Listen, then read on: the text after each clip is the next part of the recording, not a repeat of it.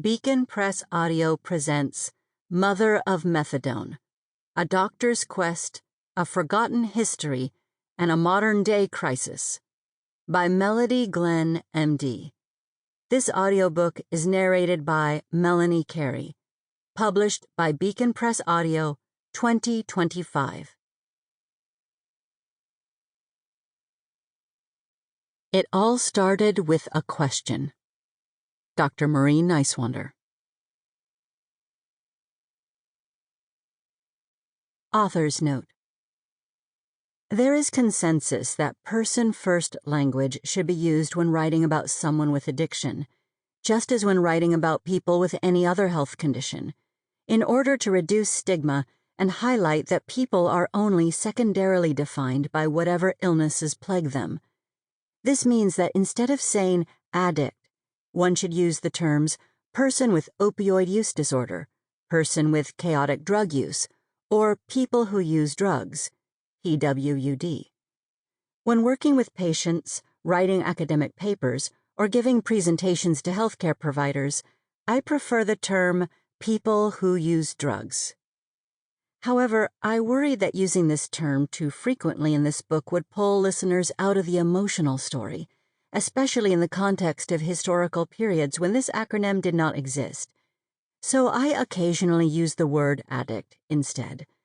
Additionally, many people in recovery or who use drugs do not use person-first language, frequently using terms such as addict, clean, and dirty.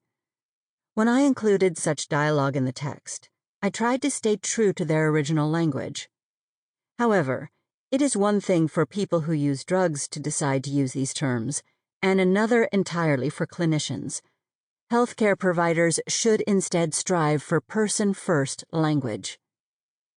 This book blends memoir, history, and speculative nonfiction. As in most memoirs, the scenes taken from my own life are subject to the limitations of memory and perspective. For example, few of the conversations are verbatim transcripts. In cases of conflicting accounts, I often privileged my own version of events over others' recollections. To protect others' identities, especially those of patients, some names have been changed, and there are a few composite characters. As there are absences in the archival record, and many of the book's primary characters are no longer living, I often practiced critical fabulation, a technique coined by Saidiya Hartman to narratively bridge the gaps with informed speculation. Speculative scenes are marked as such with phrases like, I imagined, perhaps, and maybe. I wrote them based on the best available evidence from primary source material. Unless quotes are marked as coming from interviews or articles, they are fictitious. For example, most of the scenes and corresponding dialogue from Chapter 4, Narco, and the beginning of Chapters 10, Zenith, and 11, The Fall, are imagined. Facts from research papers are cited as such. The naming conventions used in this book differ from most academic texts in that I do not always refer to people by their last names, as I want to foster a sense of closeness with the book's main characters. However, referring to female physicians by their first name instead of their title and last name risks undermining their authority in healthcare. To strike a balance, I tended to use first names when the narrative calls for more intimacy, and last names in more formal situations. Chapter 1. The Clinic, 2020. When I first neared the nondescript two-story building, I wasn't sure I was in the right place. There was no sign labeling what lay behind the drab stucco walls, and the windows were too few and too small to catch a glimpse. The clinic itself seemed ashamed of its own existence, or perhaps just worried about what the neighbors would think. The parking lot was surrounded by barbed wire and patrolled by a police officer. In the corner, just behind a tall iron gate, a group of patients gathered. In the center, an older woman lay on the pebbled ground, talking loudly in a scratchy voice between drags from her cigarette. A man wearing stained jeans and holding an extra-large Circle K cup stood beside a younger woman in flannel pajamas and chunky black slides. The officer had also noticed this congregation and was walking toward them. According to a posted sign, no loitering was allowed on the premises. I guided my bicycle to the rack behind them, a little worried whether it would still be there when I returned. It was January 2020, and I was applying to work part-time as a physician at a methadone clinic. Primarily an emergency room doctor, I had become increasingly interested in addiction medicine over the past few years. To gain credibility, something I was always chasing as a young woman in medicine, I decided to pursue board certification in the field. This meant that I needed to work at least 500 clinical hours in addiction, and in Tucson, the only place looking for help was a methadone clinic. I had never imagined myself working somewhere like this. Methadone clinics weren't exactly seen as desirable. Nobody in my medical school aspired to work at one, nor was it presented as a career goal that we might strive for. But here I was, in a nice dress and leather boots, with freshly washed hair, ready for my interview. Swinging open the tinted glass door, I entered the buzz of the crowded waiting room. A line of patients formed to my right, waiting to get their daily doses.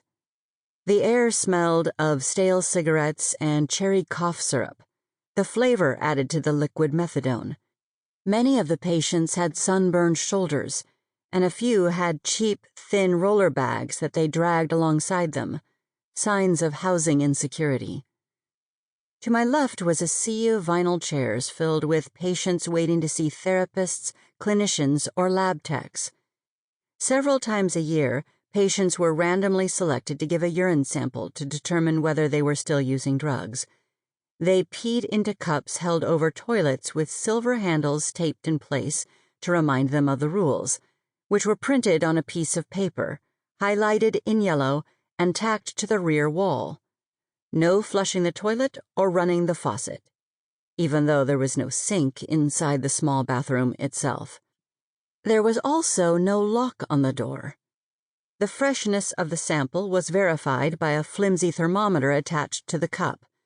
The printed rules also detailed what happened if someone couldn't pee within 3 minutes, if they decided to leave the clinic instead of waiting in the lobby and trying again. A staff member would watch them urinate when they next returned. If my doctor asked me to follow such condescending, punitive rules, I would be outraged. I would demand to see their policies, argue with the staff, or storm out. But if you wanted methadone, there was no choice but to comply. One of the employees noticed me standing awkwardly in the entryway. "Can I help you?" he asked. "I have an appointment with Dr. Oñate." The words rushed out of my mouth a little too quickly. "Okay, stand in line here." He pointed to a line forming at the front desk, a layer of bullet-proof plexiglass separating the clerks from the patients. "But I'm not a—" I swallowed the final word of this sentence. Patient, realizing how rude I appeared, how quick I was to set myself apart from those around me. "I'm here to interview for a part-time position." He smiled. I wasn't telling him anything he didn't know. "He's on his way. We are texting him. You can have a seat." I sat down across from 2 women chatting, one with her young son, who was singing quietly and swaying his head back and forth. The other woman was in the middle of explaining how she was trying to get her kids back. After I started working here, I'd learned this was common. Many of my patients, especially the women, had open cases with the Department of Child Services, DCS. Their kids now in foster care or living with relatives. How different than my own experience, in which my soon-to-be 1-year-old was currently in the loving arms of our full-time nanny. An older man with salt and pepper hair and tanned skin walked through the side door. "Hi, I'm Larry. Sorry I'm late." He Sample complete. Ready to continue?